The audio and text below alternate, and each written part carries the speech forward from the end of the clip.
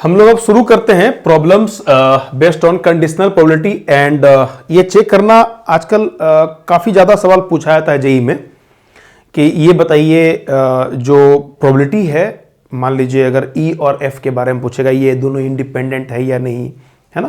तो इस पर काफ़ी सवाल रहते हैं, तो थोड़ा सीखते हैं इस तरह के सवालों को।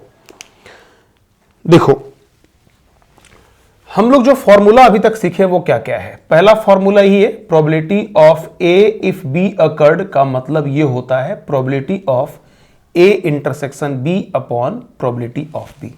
ठीक है, ये हम लोग जानते हैं, ये फॉर्मूला होता है ए इफ बी अकर्ड का फॉर्मूला। ठीक, दूसरा हम लोग को ये पता है कि if A and B are independent, अगर ये इंडिपेंडेंट है तो उस केस में probability of A intersection B is equal to probability of A into probability of B, है ना।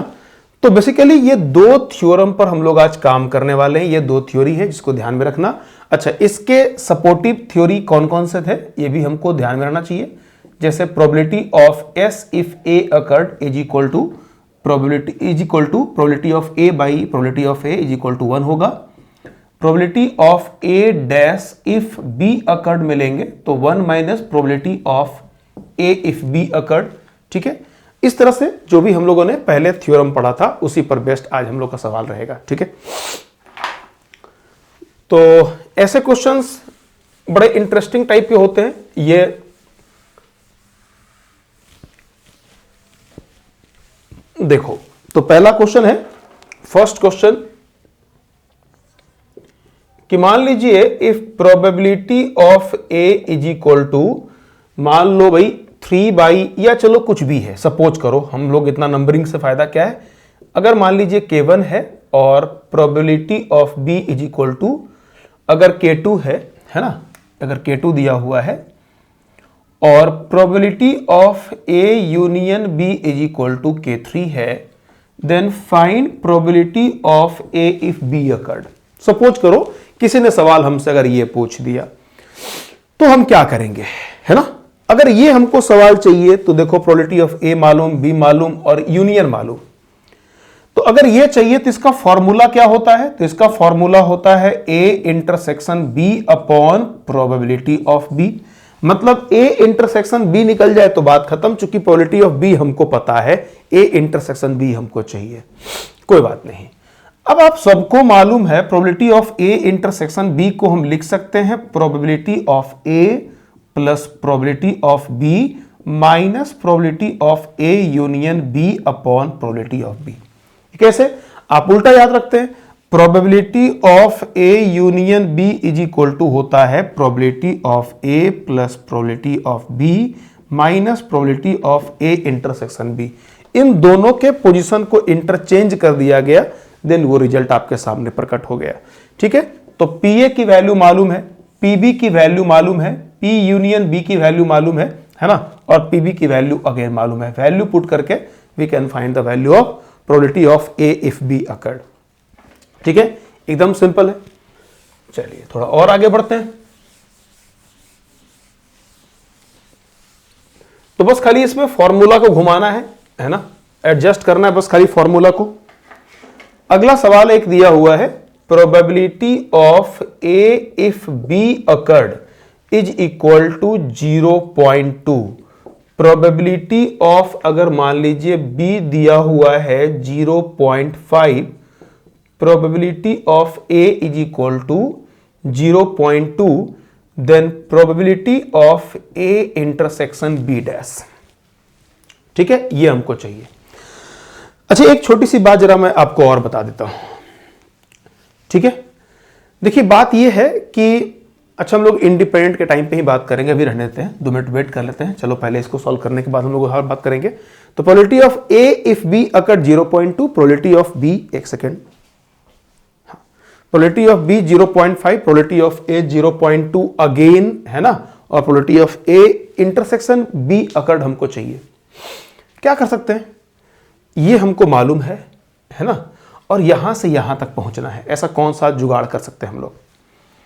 देखिए probability of A intersection B dash का मतलब क्या होता है। अगर आप वेन डायग्राम के माध्यम से अगर चलें तो आपको एक बात याद आ जाना चाहिए, या सीधे आप फॉर्मूला याद रखें, वरना आप वेन डायग्राम के सहारे भी चल सकते हैं। ए इंटरसेक्शन बी डैश का मतलब ये वाला रिजल्ट हो गया है, ये वाला पार्ट को बोलते हैं ए इंटरसेक्शन बी डैश।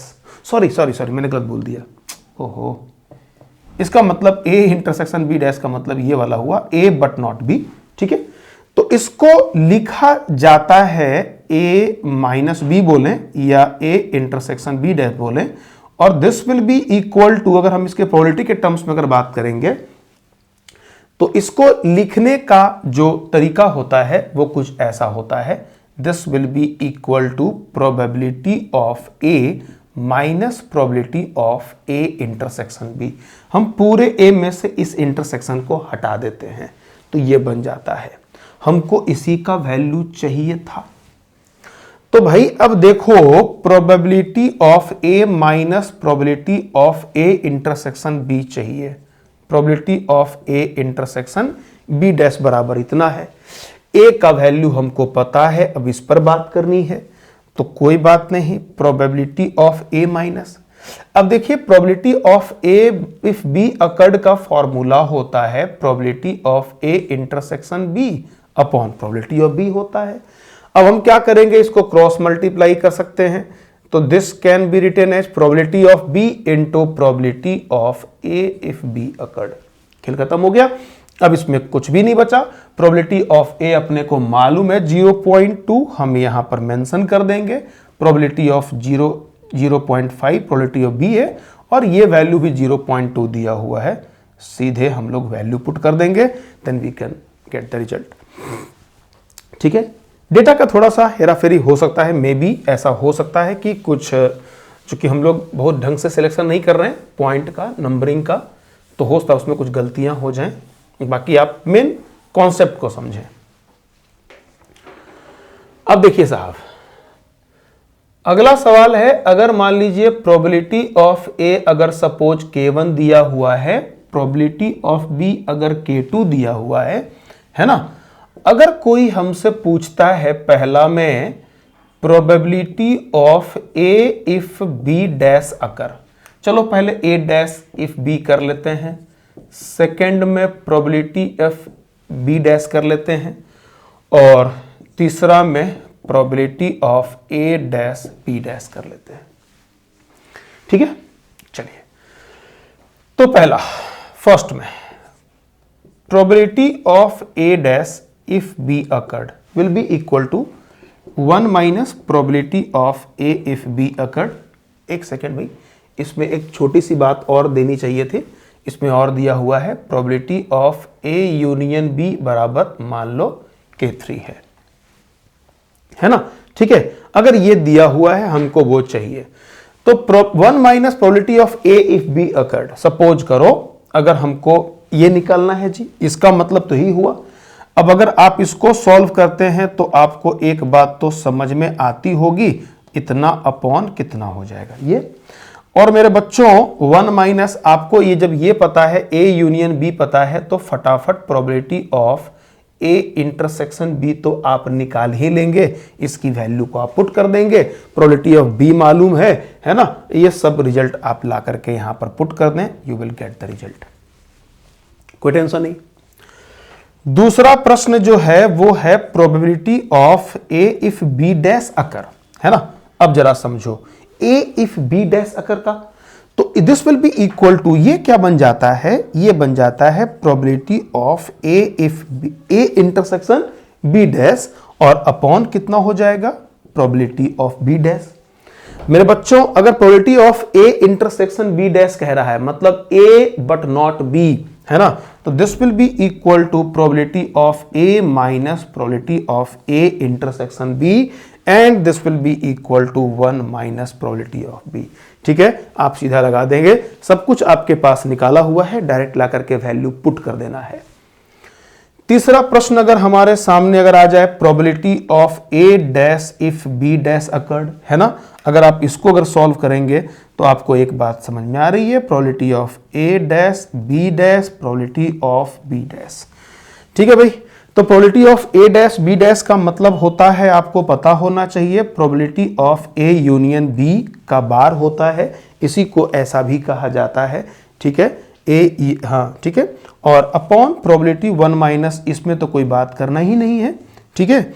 अगर ये रिजल्ट आ गया ए यूनियन बी का bar, this will be equal to 1 minus probability of A union B upon 1 minus probability of B.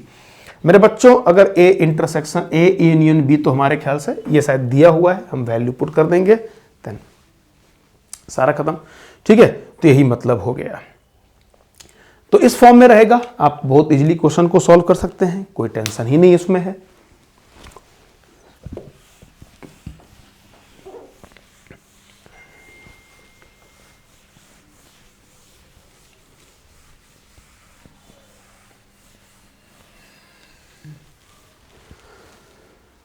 अब हम लोग ऐसा करते हैं, कुछ सवाल सॉल्व करते हैं जेई पर बेस्ड, है ना, कुछ क्वेश्चन जेई का पूछा हुआ क्वेश्चन है, थोड़ा हम लोग उसको जरा देख लेते हैं, ठीक है।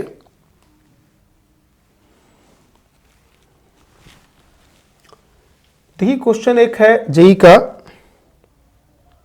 ए and B are the events, probability of A is equal to 1/4 है, probability of A if B occurred is equal to 1/2 है, probability of B if A occurred is equal to 2/3 है ना। तो पूछ रहा है probability of B is equal to कितना होगा, है ना। इसमें कुछ ऑप्शन है 1/6, 1/3, 2/3, 1/2। देखते हैं क्या होगा। तो देखिए ये इंफॉर्मेशन दिया हुआ, ये जेई का पूछा हुआ सवाल है, ठीक है।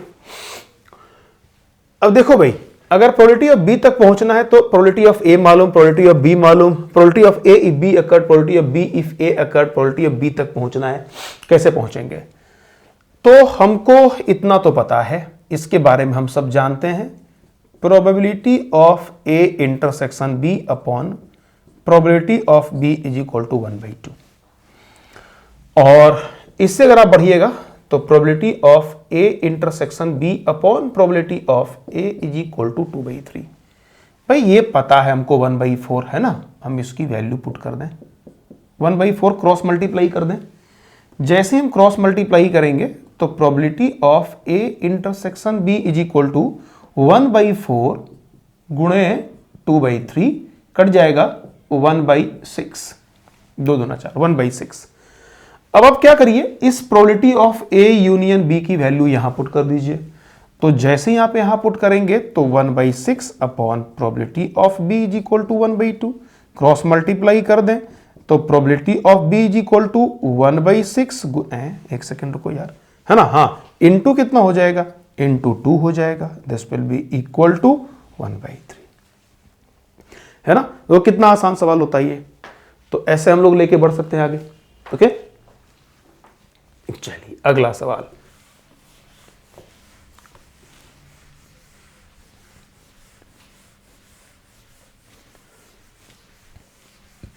ऐसे सवालों में सिर्फ एडजस्टमेंट करना होता है, तो बस थोड़ा सा ध्यान रखा करिए। चलिए एक और क्वेश्चन हम लोग उठाते हैं, जेईई एडवांस 2017 का सवाल है। क्वेश्चन ये है, x and y are two events such that x and y are two events such that px is equal to 1/3 और p if x y occurred is equal to 1/2 and p y if x occurred is equal to 2/5, ठीक है। Then पहला option है probability of y is equal to 4/15, second probability of x dash if y occurred is equal to 1/2, तीसरा है probability of x intersection y is equal to 1/5, चौथा number है probability of x union y is equal to 2/5। है ना, is equal to 2/5। ठीक है, ये more than one option में भी करेक्ट वाला सवाल है। ठीक है, चलिए तो क्या करेंगे हम लोग इसमें, देखिए more than one option correct है, तो मेरे बच्चों देखिए भाई इसमें चुनना है कौन सा ऑप्शन पॉसिबल है। तो अगर आप देखिए तो प्रीवियस क्वेश्चन के टाइप का ही कुछ दिख रहा था, है ना। ठीक है, तो लगभग वैसा ही है, अब थोड़ा बहुत उसमें बदलाव जो होगा सो होगा। तो देखिए ये तो लग रहा है कि लगभग वैसा ही सवाल है, ठीक प्रीवियस क्वेश्चन की तरह। तो probability of x if y occurred बराबर 1/2 है ना। तो इतना तो अपने को समझ में आ चुका है हम लोगों को कि probability of x intersection y, है ना, और बटे प्रोबेबिलिटी ऑफ वाई बराबर कितना हो गया, एक सेकेंड, है ना, ये 1/2 है भाई। ठीक है, उसी प्रकार अगर हम इससे अगर आगे बढ़ें तो प्रोबेबिलिटी ऑफ, हमको एक बात समझ में आ जाएगा, probability of x intersection y upon probability of x बराबर 2/5। देखिए इसकी वैल्यू 1/3 दे रखा है ना। ठीक है, इसका वैल्यू दे रखा है 1/3, तो इसके वैल्यू को अगर हम लोग 1/3 अगर पुट कर दें, ठीक है ना, क्रॉस मल्टीप्लाई कर दें 1/3 से, तो जैसे ही क्रॉस मल्टीप्लाई करेंगे then we can write probability of x intersection y बराबर, है ना, 2/1/3 2/15, ये 2/15 हो जाएगा। ठीक है भाई, अगर ये 2/15 की वैल्यू, तो इसका मतलब x इंटरसेक्शन y बराबर 2/15 आना चाहिए, मतलब ये तो पहले ही गलत हो गया। अब इसके रिजल्ट को आप यहां पर लाकर पुट कर दें, तो this will be equal to 2/15, ऊपर पुट करेंगे, नीचे पी वाई है उसको उधर मल्टीप्लाई कर देते हैं, और इस 2 को इधर मल्टीप्लाई करेंगे, बराबर क्या हो गया, पी वाई। तो पी वाई 4/15, बिल्कुल सही, ये सही उत्तर हो चुका है ना, पी वाई मिल गया 4/15। अब भाई P x dash if y occurred का मतलब क्या होता है, x/y होता है। अब ये 1 माइनस x/y देखो दिया हुआ है यहां पर 1/2 बराबर ये 1/2 होना चाहिए, है ना। तो इसका मतलब ये भी बिल्कुल सही ऑप्शन है, ये भी सही है, ये भी सही है। अब उसी प्रकार पी एक्स यूनियन अगर आप y निकालना चाहते हैं तो ये भी बड़ी आराम से निकाल लेंगे, P X plus P Y और minus P X intersection Y. ठीक है, आप वैल्यू पुट करके आप चेक कर लें। अच्छा चलो कितना हो गया, 1/3, ये 4/15 और माइनस कितना है, माइनस 1/5 है, 15। तो लेते हैं तो 5 5 4 9 और माइनस 3/15, 6/15, तो है ना, तो 2/1 सेकेंड, 1 सेकेंड रुक जा भाई, ये कितना मिला, ये मिला 6 और बटा 15, तो 2 तिया 6 5 तिया 15। ठीक है, ये मिल गया, that's why this will be equal to 2/5, है ना। ठीक है, तो ये 2/5 है, that's why this will be the correct option, मतलब ये भी एक करेक्ट ऑप्शन हो गया है। ठीक है, तो 2/5 अपॉन मतलब x union y is equal to 2/5। ठीक है, ये है।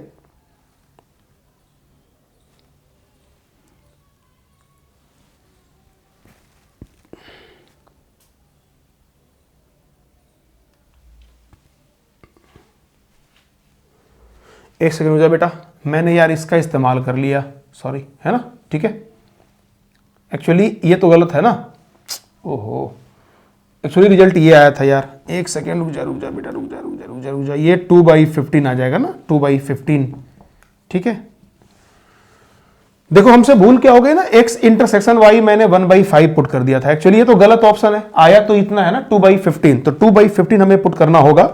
ठीक है, तो यहां जो पुट करना है वो 2/15 पुट करना है, क्योंकि मुझे रिजल्ट याद था, मेरे दिमाग में ये था कि शायद इसका 1 और 2 राइट आंसर है, ये मुझे पता था शायद ये गलत है, फिर ये कैसे आ गया।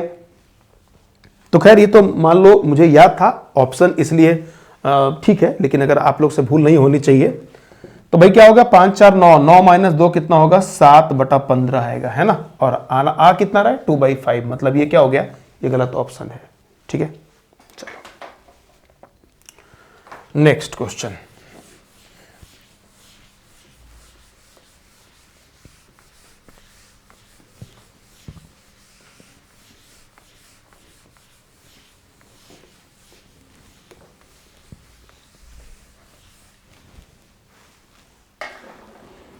अगला सवाल है,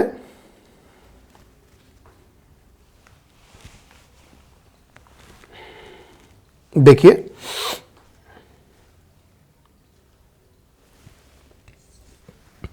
ये भी जेई का पूछा हुआ क्वेश्चन है। Probability of A union B dash is equal to 1/6. Probability of A intersection B is equal to 1/4 और probability of A dash is equal to 1/4। ठीक है, अब आपको यह दिखाना है कि इंडिपेंडेंट, हाँ ठीक है, मतलब प्रूफ करिए। हम इसको ना, ये बेसिकली ऑब्जेक्टिव सवाल है, तो ऑब्जेक्टिव को हम जानबूझ करके सब्जेक्टिव में ट्रांसफर कर दे रहे हैं। ठीक है, इसके ऑप्शंस मैं पढ़ दे रहा हूं, आप इसको नोट कर लीजिएगा कि इसके 4 ऑप्शंस हैं। पहला ऑप्शन है independent but not equally likely, ये 2014 का मेंस का सवाल है। Independent but not equally likely. दूसरा ऑप्शन है independent and equally likely, mutually exclusive and independent, and equally likely but not independent, है ना। ठीक है, ये 4 ऑप्शंस हैं। तो हम लोग देखते हैं इसमें क्या हो सकता है ना। लेकिन एक बात तो सब में दिख रहा है कि सभी में इंडिपेंडेंट का चक्कर जरूर है ना। और ये देखना है बाकी में इक्वली लाइकली है या नहीं है, ठीक है, म्यूचुअली एक्सक्लूसिव है या नहीं है ना। इन तमाम बातों पर हम लोग को जिक्र करने की जरूरत है। देखते हैं क्या इसमें होता है। ठीक है, चलिए बढ़ते हैं। तो एक बात तो तय है ना, यहां से अगर मान लीजिए अगर ऐसा अगर हो जाए, सपोज करो कि अगर मान लो कि अगर सपोज करो कि अगर इंडिपेंडेंट हो गया, ए और बी अगर इंडिपेंडेंट हो गया, तो probability of A intersection B बराबर probability of A into probability of B होता है ना। और एक्सक्लूसिव में क्या होता है, उसकी value probability of A intersection B बराबर 0 होता है। तो देखते हैं इसमें क्या अप्लाई कर सकते हैं हम लोग, क्या इसमें से फायदा होगा। तो probability of A intersection B बराबर 1/4 है। ये तो एक्सक्लूसिव तो होने का प्रश्न ही नहीं उठता है, वो तो पहले ही कैंसिल हो गया, वो तो फर्जी का है। ठीक है, अब रही बात प्रोबेबिलिटी ऑफ ए डैश 1/4, मतलब probability of A is equal to कितना मिलेगा, 1 - 1/4, तो 3/4 मिलेगा। ठीक है, 4 - 1 3/4 आया। ठीक है, अब देखिए यहां पर कुछ रिजल्ट्स हैं जो थोड़ा सा मैं फिर से आपको याद दिलाता हूं, आप कुछ बात याद रखिएगा। देखिए, if A and B are independent, है ना, एकदम बहुत जरूरी बात है। तो उस केस में probability of A intersection B बराबर probability of A into probability of B होता है ना। तो अगर ये इंडिपेंडेंट है तो उस केस में ऑल्सो ये होता है A dash and B dash will be independent also, ये भी इंडिपेंडेंट हो जाएगा, विल बी इंडिपेंडेंट ऑल्सो, है ना, ये भी इंडिपेंडेंट हो जाएगा। ठीक है, मतलब probability of A dash intersection B dash बराबर probability of A dash into B dash होता है, ये भी हमको पता होना चाहिए। ओके, तो देखो अब इन्हीं सब फंडा के आधार पे हम क्वेश्चंस को आगे बढ़ाते हैं। देखिए पूरी स्टोरी क्या है। तो प्रोबेबिलिटी ऑफ, यहां से हमको यह समझ में आ चुका है, इसका मतलब होता है probability of A dash intersection B dash, है ना, ये इसका मतलब होता है, हम लोग पहले ही जानते हैं। और ये कितना हो गया, 1/6। This will be equal to probability of A dash into probability of B dash, है ना। This will be equal to कितना भाई, दिस इज इक्वल टू 1/6 दिया हुआ है। अब देखो इतना तो हमको समझ में आ चुका है कि probability of A dash into probability of B dash बराबर कितना है, ये है 1/6 है। ठीक है, और अब जरा आप इसको थोड़ा कन्वर्ट करने का जरा प्रयास करिएगा। ये क्या मिलेगा, 1 माइनस प्रोबेबिलिटी ऑफ ए, ठीक है, into 1 minus probability of B is equal to 1/6 आया। अब हम लोग इसमें क्या कर सकते हैं, देखो ये अगर हम probability of A union B लिखेंगे तो 1 माइनस 1/6 हो जाएगा, ये भी आप समझ सकते हैं, है ना। तो ये कितना हो गया, 5/6 हो चुका है।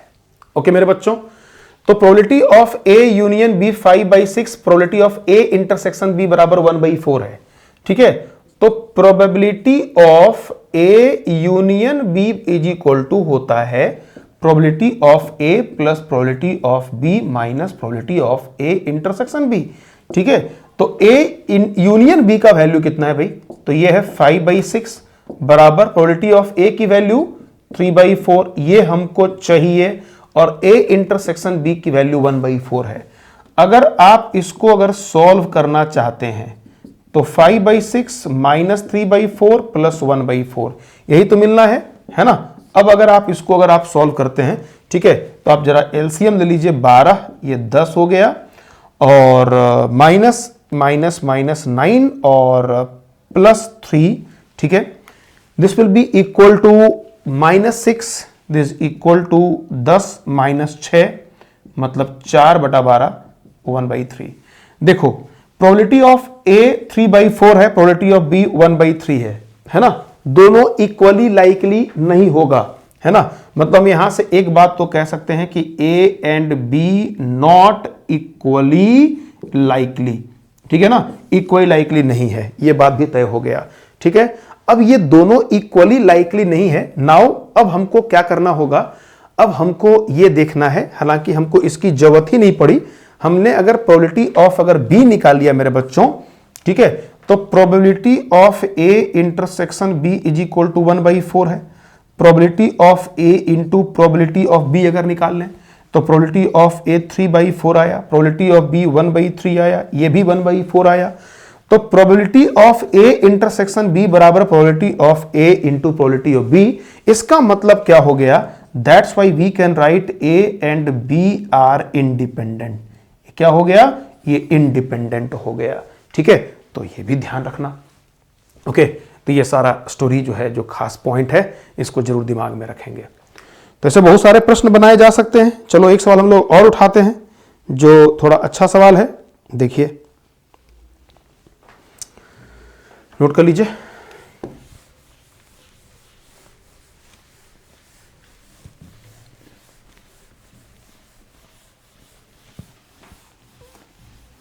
कुछ बच्चे का कमेंट आया था कि सर ऐसा करिए कि जो जेई का क्वेश्चन है उसी को करा दीजिए एग्जाम्पल मान करके, एग्जाम्पल के रूप में, है ना। चलो भाई ठीक है, उसी बहाने आपके सामने जेई के सवाल भी सॉल्व हो जाएंगे और थोड़ा आपका कॉन्फिडेंस भी बढ़ जाएगा कि जेई का सवाल का लेवल कितना खतरनाक होता है, क्या होता है। तो मैंने चुन चुन करके जो सवाल खास है उसको रखा है इसमें। देखिए अगला सवाल है एक और,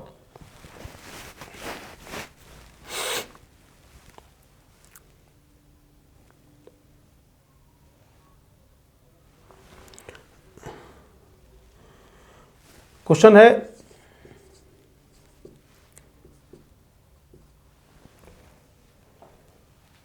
let two fair six-faced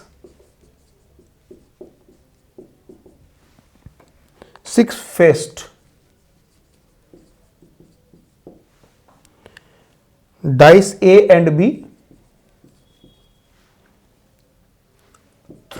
are thrown simultaneously. If even is event, that the die A shows up 4, E2 is event that B shows 2, E3 event that sum of numbers on dice is equal to odd। इसमें से कौन सा true नहीं है, है ना, कौन सा not true, then not true आपको चुनना है। ठीक है, ऑप्शन ए है E1 and E3 are independent, B है E1, E2 and E3 are independent, C है E1 and E2 are independent, और डी ऑप्शन है E2 and E3 are independent. ठीक है ना। चलिए ये सवाल है, देखिए, let two fair 6 faced dice A and B are thrown simultaneously. If E1 event that the dice A shows a 4 and E2 is the event that dice B shows 2, E3 sum of numbers on dice odd. तो हमसे पूछ रहा है क्या क्या है, तो सबसे पहले हम लोग जरा बना लेते हैं सबके सब, है ना। तो 2 फेयर 6 फेस डाइस अगर फेंका गया तो आपको पता ही है, सैंपल स्पेस आप समझ ही रहे हैं, है ना। ठीक है, ये क्या मिलने वाला है तो अब बोलने की जरूरत नहीं है, 6 गुणे 6 बराबर 36 होगा, तय बात है। E1 के बारे में जरा विचार कर लें। E1 क्या कह रहा है, event that dice A shows अ 4, है ना। तो डाइस A पर तो 4 है, अगले पर क्या पॉसिबल है, 4 2 4 3 4 4 4 5। हालांकि हम लोग और भी फास्ट कर सकते हैं सवाल को सॉल्व, ठीक है, लेकिन थोड़ा हम लोग स्टेप बाय चलते हैं ताकि आप समझ जाइए इसका मतलब क्या है। 4, 6 ये फर्स्ट डाई पर 4 है। अगर E2 पर अगर आप विचार करें तो ये कह रहा है कि event that B shows 2, die B पर 2 है, मतलब 1 2 2 2 3 2 4 2 5 2 और 6 2, ये हो गया। ठीक है, और अगर मैं E3 के बारे में अगर बात कर लूं, ठीक है, E3 के बारे में अगर बात कर लूं तो E3 क्या कर रहा है कि sum of numbers on dice is equal to odd. ठीक है, तो ऑब्वियस सी बात है सारा केस 50% हो जाएगा। कैसे, वो समझ लो। ऑड है, इसका मतलब अगर हमने 1 अगर चुना है तो इधर 2 मिलेगा, 1 1 तो पॉसिबल नहीं है ना। 1 के साथ 2 पॉसिबल, 1 के साथ 3 पॉसिबल नहीं है, 1 के साथ 4 पॉसिबल है, 1 के साथ 6 पॉसिबल है, तब ऑड मिलेगा। सम ऑड होना चाहिए, 2 1 3 4 1 5 6 1 7। अगर हमने 2 चुना है तो ऑड चुनेंगे, इधर बगल में 2 3 चुनेंगे, है ना, और फिर क्या चुनेंगे, 2 के बाद हम 5 चुनेंगे। इसी प्रकार अगर लास्ट में हमने अगर 6 चुन लिया तो आप समझ ही रहे। तो बेटा यहां पर हम लोग एक काम और करते हैं, इसी प्रकार चूंकि हमको इसमें से कॉमन सॉमन चाहिए होगा तो आगे बढ़ेंगे। 3 के बाद फिर क्या करते हैं, 4 1 चुनेंगे, 4 1, 4 के बाद 3 चुनेंगे और 4 के बाद 5 चुनेंगे, चूंकि 5 4 9 होता है ना। और इसी प्रकार हम 6 के बारे में बात कर लें, 6 1। तो देखिए 3 3 3 6 3 18, है ना। तो अगर हमको एक बात तो समझ में आ चुका है कि number of E3 is equal to 18 हो चुका है। ठीक है मेरे बच्चों, ये सारे केसेज हैं E1 E2 E3। चेक करना है कौन सा इंडिपेंडेंट है, कौन सा इंडिपेंडेंट नहीं है। तो पहले E1 E3 E1 E2 E2 E3 E1 E2 E3 सबके बारे में बात करनी है, देखते हैं। चलिए साहब, सबसे पहले बात जरा हम लोग कर लें, पहले फटाफट निकाल लें। प्रोबेबिलिटी ऑफ E1 अगर आप निकालना चाहेंगे तो आपको एक बात समझ में आ रही है कि पूरा मिलाए कितने हो गए, ये 3 3 6 6 बटे 36 मतलब 1/6। उसी प्रकार प्रोबेबिलिटी ऑफ E2 बराबर भी 1/6 आ जाएगा। ठीक है, और अगर मैं बात कर लूं यहां से प्रोबेबिलिटी ऑफ E3, इधर लिखता हूं, प्रोबेबिलिटी ऑफ E3 18 बटे 36 1/2। ठीक है, ये हो गया। अब आप देखिए, थोड़ा मैं कलर चेंज करता हूं ताकि कंफ्यूज ना कर जाएं आप। अब देखो भाई, अगर आप निकाल लें E1 इंटरसेक्शन E2, है ना, अगर आप ये निकालते हैं तो E1 इंटरसेक्शन E2 कितना निकलेगा सर, देखिए तो E1 इंटरसेक्शन E2 निकलने के लिए राइट में 2 होना चाहिए और लेफ्ट में 4 होना चाहिए। सिर्फ एक ही है और कुछ भी नहीं है, ठीक है ना, इसके अलावा कुछ भी नहीं है। तो दिस 4 2 ओनली, और कुछ भी नहीं मिलेगा। ये 4 2 है ना। तो probability of E1 intersection E2 बराबर कितना मिलेगा, 1/36। ठीक है ना। अगर हम इसकी प्रोबेबिलिटी अगर निकाल लें तो 1/36 मिलने वाला है। और probability of E1 into probability of E2 निकालोगे तो 1/6 यहां भी मिलेगा 36। मतलब इसका मतलब क्या हो गया कि इंडिपेंडेंट हो गया, E1 E2 इंडिपेंडेंट हो गया। ठीक है, अब जरा बात कर लेते हैं E1 और E3 में अगर कॉमन, देखो E1 E3 में कोई कॉमन है क्या? तो E1 E3 में कॉमन कौन सा मिलना चाहिए? 4 1, इसके अलावा कोई कॉमन नहीं मिलेगा, है ना। अच्छा नहीं, 4 1 कॉमन मिलेगा और एक और कॉमन मिलेगा, सॉरी, है ना। 4 क्या 3 कॉमन मिलेगा हम लोगों को, ठीक है। अब देखो बेटा E1 इंटरसेक्शन E3 की बात कर लो तो कॉमन कौन सा मिलेगा? पहला पे 4 आना चाहिए, ठीक है, और ऑड, है ना, तो ये मिल जाएगा। यहां से number of this is equal to 3, तो probability of E1 intersection E3 is equal to 3/36, है ना, और ये कितना मिलेगा? 1/12। Probability of E1 into probability of E3 निकालेंगे तो this will be probability of E1 कितना निकला था? ये निकला था 1/6 और यहां पर 1/2 इज इक्वल टू 1/12। ये भी क्या हो गया? ये भी इंडिपेंडेंट हो गया। मतलब E1 E2 इंडिपेंडेंट, है ना, और E1 E3 भी इंडिपेंडेंट, ठीक है। और उसी प्रकार सिमिलरली हम ये भी कह सकते हैं कि प्रोबेबिलिटी ऑफ ये जो E2 अगर आप निकालेंगे तो probability of E2 intersection E3 निकालेंगे तो probability of E2 into probability of E3 आ जाएगा। ये भी ऐसा ही आ जाएगा। तो आप यहां से इन चीजों को देख लें। इसका मतलब ये होगा कि ए ऑप्शन, सी ऑप्शन और डी ऑप्शन तो कभी करेक्ट हो ही, मतलब ये तो करेक्ट ऑप्शन है ना, लेकिन हमको चाहिए नॉट ट्रू, तो ये तो ट्रू है, मतलब ये ट्रू है, ये भी ट्रू है, ये भी ट्रू है ना, ये भी ट्रू है। अब रही बात E1 E2 E3 की, ठीक है। अगर आप करते हैं E1 intersection E2 intersection E3 की बात करेंगे, सब में अगर कॉमन चाहिए सर, तो सब में कॉमन चाहिए, तो सब में कॉमन तो कुछ है ही नहीं, कॉमन बिल्कुल जीरो है ना, कॉमन कुछ है ही नहीं, क्योंकि आपको E3 में सब में ऑड चाहिए, ठीक है ना। और इसके राइट में अगर आप देखिए कॉमन अगर आप निकाल रहे हैं तो कॉमन कहीं पर भी दिखाई नहीं पड़ रहा है, ठीक है, क्योंकि पहले इसमें E1 में फर्स्ट में 4 चाहिए और इसमें सेकंड में 2 चाहिए, है ना, तो कहीं पर भी कॉमन आने का कोई प्रश्न ही नहीं उठता है, ये कॉमन नहीं आएगा। लेकिन probability of E1 into probability of E2 into probability of E3 ये नॉन जीरो है, सबकी वैल्यू अगर आप कर लेंगे तो इसका मतलब ये वाला क्या हो गया? फॉल्स, और यही वाला ऑप्शन हम लोग को चुनना होगा, ठीक है, ये है। तो अगर आप थोड़ा सा अगर ध्यान लगा दें, अगर चूंकि सिंगल ऑप्शन वाला सवाल है, मेंस का सवाल है, ठीक है, अगर हम सीधे अगर इसी पर अगर पकड़ बना लेते तो डायरेक्टली दिखाई पड़ जाता कि ये जीरो है, रेस्ट तो कभी जीरो हो ही नहीं सकता, इसलिए सीधे हमारा ऑप्शन कौन सा हो जाएगा? बी। ओके मेरे बच्चों, नोट कर लीजिए इसको।